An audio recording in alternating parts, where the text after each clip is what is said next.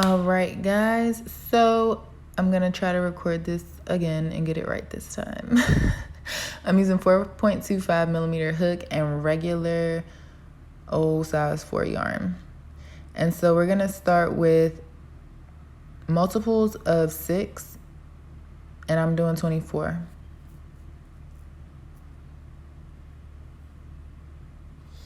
And so we're just gonna chain 24.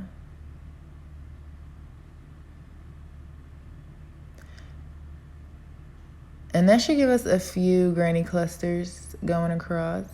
So I think that's good. That should be enough. And when you get to your last stitch, you just want to hold it right there and then chain up 3. And that's just gonna count as the first double crochet. And then you're gonna count back, not counting the loop that's on your hook, just count back 6 chains. And you're going to, and not get your hook stuck, count 6, and then do a double crochet. And then you're gonna do 3 more in the same chain space. So that's gonna equal 4 double crochets in the 6th chain. So it's all going into that same chain space. And then we're gonna make space for the next row of granny stitches. And then we're gonna do a double crochet. So I chained 3 and did a double crochet. We're not gonna do any chain spaces in between the next cluster, and you're gonna skip 4 chains and go into the 5th chain with the same exact pattern of 4 double crochet,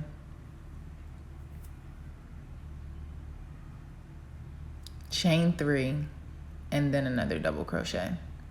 So we have 3 double crochet here.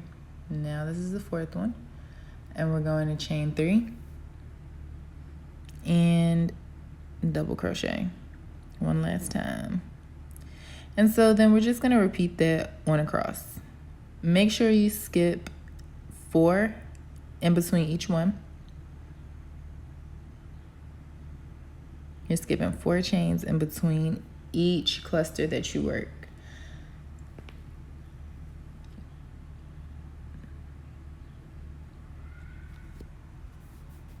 And this makes a really pretty motif because it creates like a zigzag pattern with the granny clusters. So it's really cute. I would say that it's cute for, like, you know, dresses and things like that. I've seen scarves made out of it. And so we're just gonna keep it going here.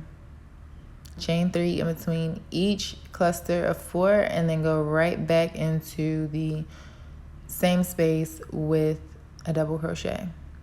And we're just gonna go ahead and put our last cluster in here. That last chain space is still open. Okay. And this is that right there, that thread getting stuck, is exactly why I like to use inline hooks over this tapered hook that I'm using today. But I was being lazy and didn't go, you know, dig it out. So here we are.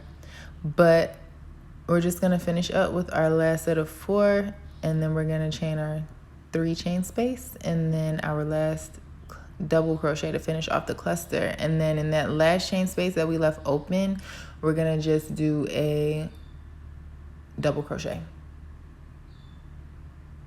to finish off the row.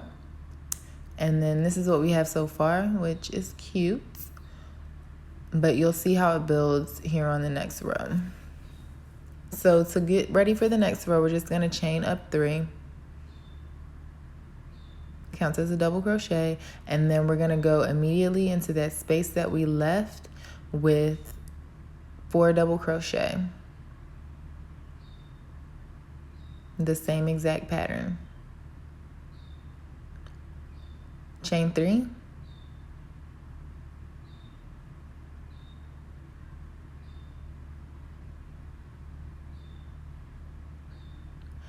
And then put your last double crochet there, and then without making any chains, we're gonna go right into the next 3 chain space.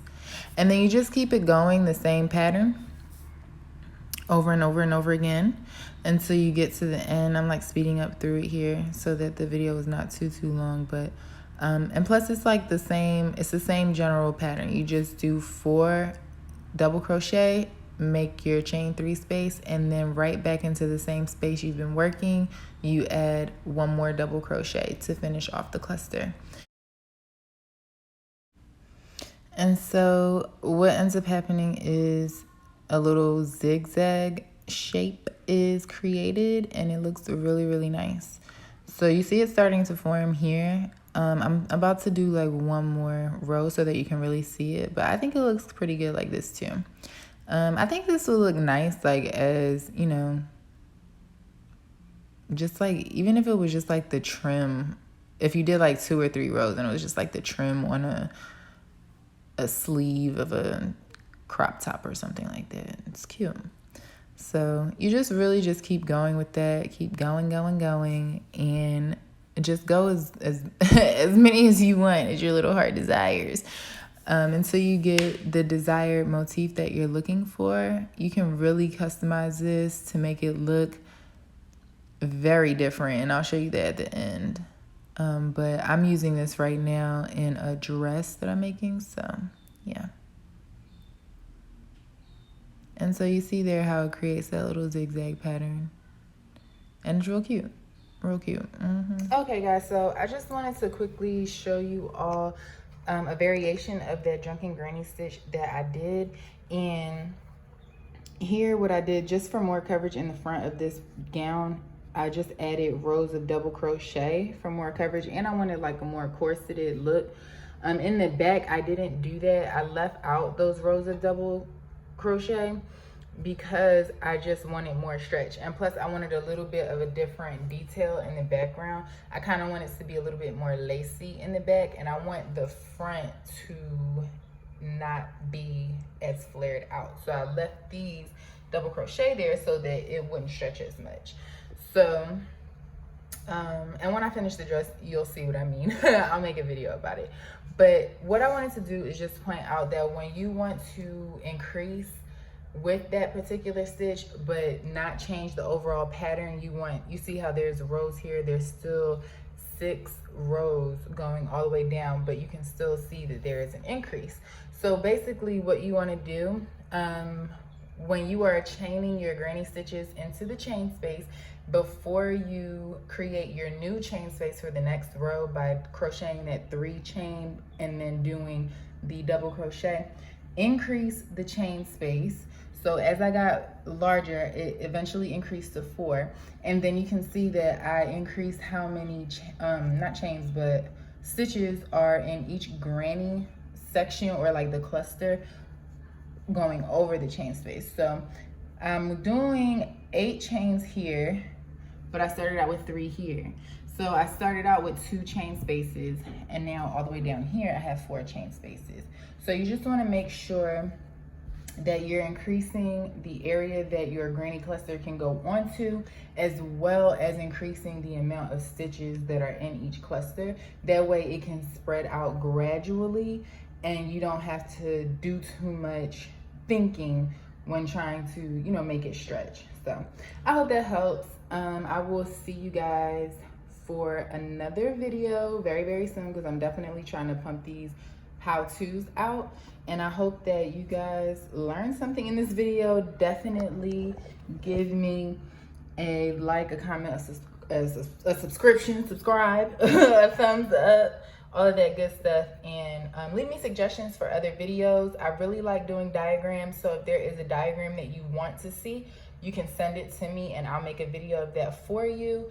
And if there's anything crochet related that you need help on, anything sewing related you need help on, anything, any questions you need answered at all, definitely comment them or send them to me.